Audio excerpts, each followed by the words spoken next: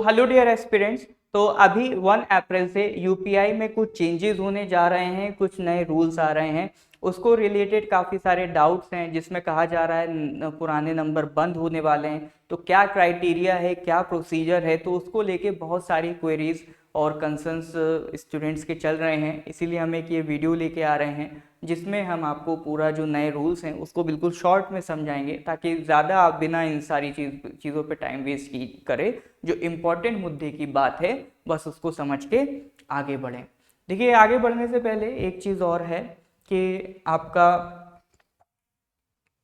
अगर आप एग्ज़ाम की प्रिपरेशन कर रहे हैं, आसाम के कोई भी लाइक ADRE, APSC, जो भी डिफरेंट डिफरेंट एग्ज़ाम्स हैं, तो अगर उसकी गाइडेंस आपको एक स्ट्रैटेजिक फॉर्मेट में करनी है, अगर आप चाह रहे हैं कि एक वन स्टॉप सॉल्यूशन मिले जहां पर हमें पूरा एक कंसाइज फॉर्म में, स्पेसिफिक फॉर्म में जो मेंटरशिप है वो प्रोवाइड की जा सके, फ्री स्टडी मटेरियल मिल सके, है ना, आपके वीडियो लेक्चर्स मिल सके, तो उसके लिए आप हमारे जो कम्युनिटी ग्रुप है व्हाट्सएप का, प्लस साथ ही साथ टेलीग्राम का, वो ज्वाइन कर सकते हैं और ADRE अड्डा फैमिली का पार्ट बन सकते हैं। चलिए स्टार्ट करते हैं सर। पहली जो स्लाइड है उसमें क्या खबर है? New UPI guidelines by NPCI effective. देखिए, सबसे पहले तो समझिए कि ये जो गाइडलाइंस आई हैं इनका पर्पस क्या है। इनका देखिए, एक पर्पस तो सिक्योरिटी फीचर है कि जैसे बहुत सारे आपने स्कैम सुने होंगे जो यूपीआई पेमेंट्स के थ्रू हो रहे हैं, उनको रोकना है। साथ ही साथ यूपीआई पेमेंट्स में भी कुछ एरर्स हैं, कुछ ट्रांजैक्शनल प्रॉब्लम्स आ जाती हैं, उनको रिजॉल्व किया गया है। और यूपीआई को और इफेक्टिव बनाने के लिए ये सारा जो रूल्स है वो बनाया जा रहा है।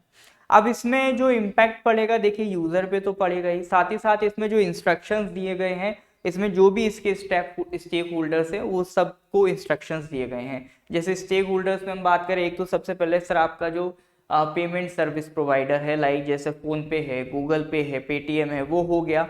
साथ ही साथ आपके जो उससे कनेक्टेड बैंक्स होंगी, क्योंकि अकाउंट तो आपका बैंक में ही होगा जहां से पैसा आपका जाएगा या आएगा, तो उन सबको इंस्ट्रक्शंस दिए गए हैं इसी के अकॉर्डिंगली। तो ये सारा सब कुछ कब इंप्लीमेंट हो रहा है? आपका अप्रैल 1 में इंप्लीमेंट हो रहा है। ठीक है, तो देखिए सबसे पहले अगर हम इसमें बात करें तो क्या बोला गया है? Mobile number revocation list. देखिए होता क्या है, जैसे टाइम टू टाइम जब आप कोई नंबर यूज नहीं करते, 90 डेज कोई नंबर यूज नहीं करते हैं, तो बैंक वो डिपार्टमेंट ऑफ टेलीकॉम की तरफ से क्या होता है, ये नंबर को बंद कर दो, कंपनी आपका वो नंबर बंद कर देगी, किसी और को इशू कर देगी।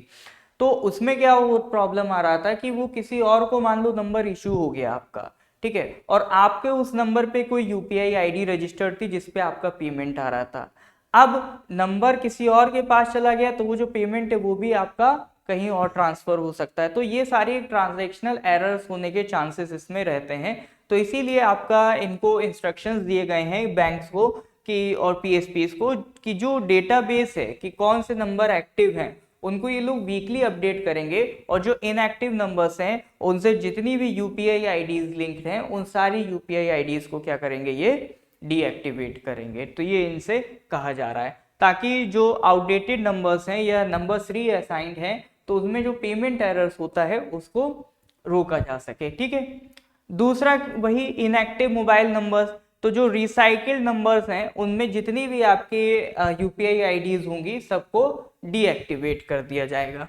ठीक है, उसके बाद हम बात करें यूजर पे क्या इम्पैक्ट है, तो देखिए यूजर के लिए ये थोड़ा सा बेटर किया गया है। एक तो इस पर्पज से भी कि ताकि उनकी जो ट्रांजैक्शनल एरर है उसको कम किया जा सके, साथ ही साथ आपका जो भी क्या कहते हैं फ्रॉड्स हो रहे हैं, स्कैम हो रहे हैं, उसको रोका जा सके। इसके लिए जो इंडिविजुअल ट्रांजैक्शन होते थे, ठीक है, उन पर एक लिमिट लगाई गई है, उस पर हम आगे बात करेंगे। तो उसके अलावा जो इनएक्टिव नंबर्स हैं वो आपका यूपीआई आईडी से अनलिंक्ड हो जाएंगे, डीएक्टिवेट हो जाएंगे। तो उसके लिए यूजर को जरूरी ये है कि जिस भी नंबर पे आपका यूपीआई आईडी चल रहा है या वो नंबर बैंक में जो भी लगा हुआ है वो नंबर आपको हमेशा क्या रखना है, एक्टिव रखना है, क्योंकि किसी और को रीअसाइन हो जाएगा तो आपका पेमेंट में प्रॉब्लम आएगी। ठीक है, तो दूसरी अगली बात तो फिर वही है कि आपका जो पर्सन टू पर्सन ट्रांजेक्शन्स की जो लिमिट है वो 2000 पे फिक्स कर दी गई है, ताकि किसी भी तरह के जो स्कैम्स हैं या फ्रॉड हैं उसको रोका जा सके। कई बार ऐसा हो जाता है गलती से हम किसी और मोबाइल नंबर पे पैसा भेज देते हैं, ठीक है, तो इस तरह की चीज़ें, ये सारी चीज़ें आपकी रोकी जा सके। तो पर्सन टू पर्सन ट्रांजैक्शन की लिमिट कितनी लगा दी गई है, आपका 2000 रुपये लगा दी गई है, ठीक है। अब इसमें देखिए सर, जो यूजर के लिए एडवाइस की हम बात करें तो यूजर के लिए सबसे बड़ी एडवाइस तो यही है, सबसे बड़ी एडवाइस तो देखो यही है कि बी अवेयर, जो भी चल रहा है उससे अवेयर रहना है, क्योंकि डिजिटल ट्रांजैक्शंस में चेंजेस बहुत तेजी से आते हैं। अगर कोई स्कैम चल रहा है उसको रोकने के लिए रूल बनेगा, तो स्कैम करने वाले कोई नया लूप होल निकाल के उस पर स्कैम करेंगे। तो सबसे पहली एडवाइस तो यही है कि अवेयर रहें। उसके बाद अगर हम बात करें तो मेन चीज़ आपको ये ध्यान रखनी है कि आपका जो नंबर है वो हमेशा एक्टिव रहना चाहिए, ताकि ऐसा ना हो कि उस पर लगी जो यूपीआई आईडी है वो कभी डीएक्टिवेट हो जाए, ठीक है। तो ये कुछ जानकारी एक शॉर्ट में हमें डिस्कस करना था, एक छोटा मुद्दा है तो उसको शॉर्ट में ही समझना है, बहुत ज़्यादा लंबा खींच के आपको अपना टाइम वेस्ट नहीं करना है। बाकी कॉम्पिटिटिव एग्जाम्स की प्रिपरेशन के लिए एडीआरई अड्डा फैमिली आपके साथ है, आप ज्वाइन कर सकते हैं हमारा टेलीग्राम ग्रुप, हमारा व्हाट्सएप ग्रुप, ताकि आपको जो भी इस तरह के फ्री लेक्चर्स हैं, जो भी हमारी पीडीएफ नोट्स हैं, क्विजेज हैं, आगे हम लोग प्लान कर रहे हैं आपका प्रैक्टिस सेशंस रेगुलर बेसिस पे कराने की, और भी इंटरेस्टिंग तरीके से आप लोगों के लिए प्रैक्टिस सेशंस हम लेके आ रहे हैं। तो वो सब अगर आप इंटरेस्टेड हैं तो गिवन ग्रुप्स को इन क्यूआर कोड से ज्वाइन कर सकते हैं या डिस्क्रिप्शन में दिए गए लिंक से ज्वाइन कर सकते हैं। काइंडली चैनल को लाइक करें, सब्सक्राइब करें, और वीडियो अगर अच्छा लगा हो तो उसको लाइक करें। Thank you very much.